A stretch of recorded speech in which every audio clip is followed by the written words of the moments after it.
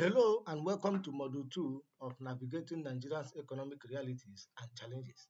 In this module, we shall be looking at personal finance management, that is the individual level, from financial stress to long-term security.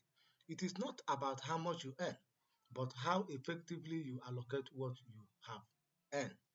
The module content that we should be looking at here include income planning and budgeting, the basic one, savings culture and emergency fund creation. We'll also look at managing daily expenses in a high inflation economy. We'll further look at debt management and avoiding financial traps. We'll finally look at financial discipline and behavioral money habits before we draw our conclusion. By way of introduction, why personal finance matters. The objective is to master the skill that separates financial stress from long-term security. The reality facing Nigeria is that many people struggle financially not because they earn little, but because they lack knowledge and discipline. Inflation, unemployment, and rising costs makes financial management a survival skill. In today's volatile economy, yesterday's planning may not work for tomorrow. What this motto covers includes income planning and budgeting, savings culture and emergency fund creation, managing daily expenses in a high inflation economy, debt management and avoiding financial traps, financial discipline and behavioral money habits. By the end of this model, you will make informed financial decisions and develop responsible money management habits. Now let us begin with income planning. That is knowing what you really earn. The core principle is before always plan based on your net income. What actually hits your bank account after tax, pension, and deduction. So you should plan based on what you normally earn. The common trap is using your gross salary, which may lead to overspending because you plan with money that never arrives. Then the variable income strategy for freelancer and business owner. Base your budget on your lowest monthly income from the last 6 months. Any surplus earned during a good month becomes savings bonus, not a reason to increase your lifestyle. Income diversification includes relying on single income stream is risky in a high inflation economy like that of Nigeria. Map out potential side hustle, skill monetization, or investment dividend to create a buffer. Remember, income planning is not just about your salary. It involves understanding the timing and reliability as well as net value of every naira you receive. Having known that, let us now look at the budgeting, that is giving every naira a purpose. What is budgeting? A budget is a financial plan showing how income will be spent over a specific period of time. It helps you to control spending and use resources effectively. There are three types of budget. We have balanced budget, where income equals to expenses. We have surplus budget, where income is more than your expenses, which allow you to make savings.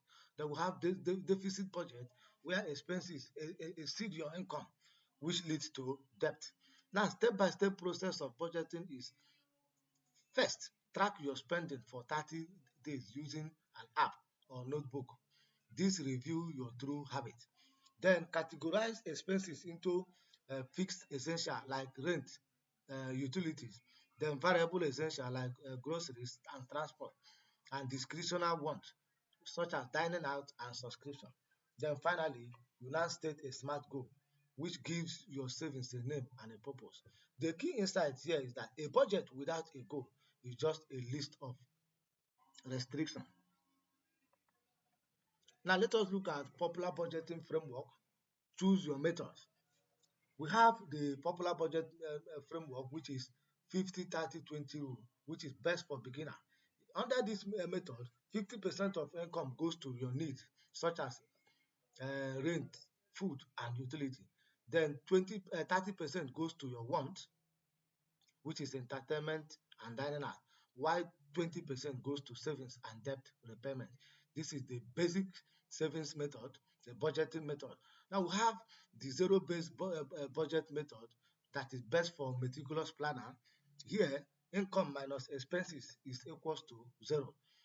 Every naira has a specific job. Nothing is left unassigned. Now we have envelope system that is best for impulse spender. Here, cash is placed in a labeled envelope for food, transport, and rent. When an envelope is emptied, spending in that category stops. Now we have rich method that is best for growth seekers. Under this method, reserve 10% for reserve, then invest 20%, then control 60%, and then hustle with 10% for learning. The key insight here is that there is no one size fits all. Choose the method that matches your personality and financial stage. Having known that, let us now look at savings culture, that is the habit that builds wealth. What is savings? Savings is money set aside, that is setting aside a portion of your income for future use instead of spending it immediately. Saving is not an act, it is a habit. Then the mindset shift is that move from spending and saving what is left to you have to save first and then spend the rest. So saving mindset ensure that once income come, once your earning come, you have to save first and then spend the rest. Now, the pay yourself principle indicate that treat your savings as non-negotiable monthly bill. Move this money out of your spending account the moment your incomes arrive. Automation is your friend. Set up standing order or use save as you earn app in order to make savings automation. Remove the inhuman element that reduces the temptation to skip a particular month. Then the 24 hours rule for non-essential, wait 24 hours before making any non-essential purchase. This kills most impulse spending urges. Then matching windfall. When you get a bonus or a gift, commit at least 50% directly into savings. Now let us look at emergency fund. That is your financial safety net. What is emergency fund? It is money set aside specifically for unexpected or urgent financial need, not for daily spending or luxury purchase. What qualifies as an emergency? Some of these things that qualifies as emergency include medical emergency, job loss or income disruption, urgent home or vehicle repair, and family emergency requiring immediate fund. The target amount should be starter fund, that is 1 month of basic living expenses, then full fund, 3 to 6 months of total living expenses. Where to keep it? The fund must be in liquid form, so you must keep it in such a way that it must be accessible within 24 hours, but separate from your main spending account. Use high yield savings account or money market fund. The rule of use: if you touch the emergency fund for a real crisis, replenish it becomes your number one financial priority before anything else. So it simply means that if you use the emergency fund, you must try to replenish it as soon as money enters. The key insight here is that an emergency fund prevents you from taking high interest loan when life through unexpected challenges. Having known that, let us now look at savings versus investing. That is knowing the difference. Saving for safety and liquidity. The purpose is short-term security and quick access. Savings is risk. The risk is very low. Then returns are low as well. Then timeline is usually 0 to 2 years. Then for investment, which is for growth and wealth building, the purpose is long-term, which is aimed at wealth creation. The risk is moderate to high. Then the returns are higher, and then the timeline is expected to 3 to 10 years. The critical rule is that never invest money you cannot afford to lose. Build emergency fund and clear higher interest debt before venturing into high risk investment. Then the red flags to avoid include any investment promising 50% return in a month. You have to avoid it. Any scheme that require you to recruit others to get paid, you need to avoid it. Any scheme that pressure you to act now or lose the opportunity should be avoided. It is a red flag. Now let us look at managing daily expenses in a high inflation economy like that of Nigeria. The reality of inflation is that prices rise continuously, reducing your purchasing power. Income often grow more slowly than expenses. Now, the survival strategies in Nigeria is one is bulk purchasing. Buy non-perishables stable in bulks like rice, beans, oil, and toiletries in large quantity from wholesale. Treat your pantry like a store. A 6 month supply protect you from price hike. So, one of the survival strategies is to buy things in bulk. Another strategy for survival is transport optimization. Group all weekly tasks like market, bank visit, and visit into a single trip. So you have to optimize your transportation. Then use carpooling, staff buses, or public transport to bypass individual fuel costs. Then we have survival strategy 3, which is the substitution effect. Switch from brand names to local or store brand. Replace expensive protein like beef and goat with eggs, fish, and beans. So you should stop buying expensive items. That is a survival strategy. Then home cooking is consistent, which is ranges between 40 to 60% cheaper than eating out. The key insight here is that a static budget fails in a systematic economy. Review and adjust your budget. Having known that, let us look at dynamic budgeting, that is adapting to changing prices. That is priority shifts in high inflation.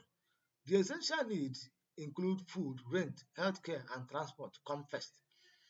Therefore, be prepared to shrink your want categories to cover rising need. Practical expenses management strategies include track your daily spending, reduce unnecessary expenses, compare price before buying, minimize waste, delay non-immediate need, increase your income source, and avoid impulse buying. The key insight here is that inflation reward those who lock in price early. The best time to buy non-perishable is before the next price increases. Having known, let us look at debt management.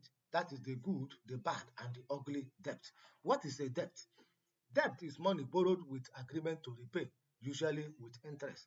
Good debt borrowing that builds value includes student loan for high demand skill, business loan that generate income, mortgage loan for assets that appreciate. Then characteristics of good debt is generate future value, improve earning potential, and has manageable terms. Now, bad debt, which is borrowing that drains wealth, include loan for wedding, luxury vacation, or excessive entertainment. Borrowing to fund a lifestyle you cannot afford. The characteristics is that it creates financial pressure and does not increase income, which leads to repayment difficulties. The golden rule is that never borrow to fund a lifestyle you cannot afford with your current income. Source of problematic debt include microfinance institution, loan app with high interest, and informal lender with aggressive collection method. Now let us look at repayment strategies and avoiding financial trap. If you are already in debt, stop digging the hole. Strategy number one is list all your debt from small to large balance. Pay minimum on all, but throw every extra naira at smallest one. Once it is gone, move to that repayment to the next debt. The win keep you motivated. Strategy number two, list all debt by interest rate. Pay off the one with highest interest rate. This save you with the most money in long run.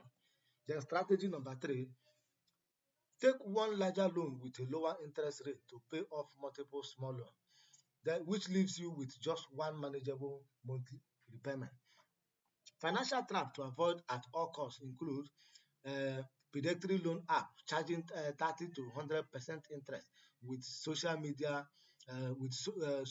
social shaming tactics.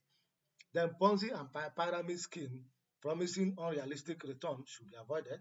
Then lifestyle creep, increasing spending on every time your income rises should be avoided. Then gambling and betting disguised as investment should be completely avoided. Now let us look at financial discipline, which is the 80% of success. The truth is that financial management is 20% head knowledge and 80% behavior. You can know every formula, but if you cannot control impulse, you will struggle. The psychology of spending include our brain are wired for instant gratification. That is the dopamine hit from buying something new. Financial discipline is the act of practicing delay gratification, recognizing emotional spending, which is buying because you are bored, stressed, or seeking social validation. The social media trap, which is comparison, is the thief of joy and the killer of saving. People often spend money they don't have to buy things they don't need just to impress people they don't like. The critical behavior habits include the 30-day rule. For any non-essential purchase, wait 30 days. The urgent usually passes. Expenses tracking. What gets measured gets managed. Writing down spending makes you conscious of waste. The automation of venture set up system that automatically moves money to savings, so you don't have to decide to be disciplined every month. In conclusion, your finance freedom journey, you have now learned the essential skill for personal financial management in a challenging economy. What you have achieved in this model include income planning, budgeting, saving culture, emergency fund, managing high inflation expenses, debt management, avoiding financial trap, and financial discipline. The key takeaway here is that financial success is not determined by how much you earn alone, but by how effectively you manage what you have. Personal finance is a marathon, not a sprint. The ultimate goal is financial freedom, which is the point where your assets generate enough income to cover your desired lifestyle without active labor. Start today, one small discipline decision at a time. Thank you and have a nice day.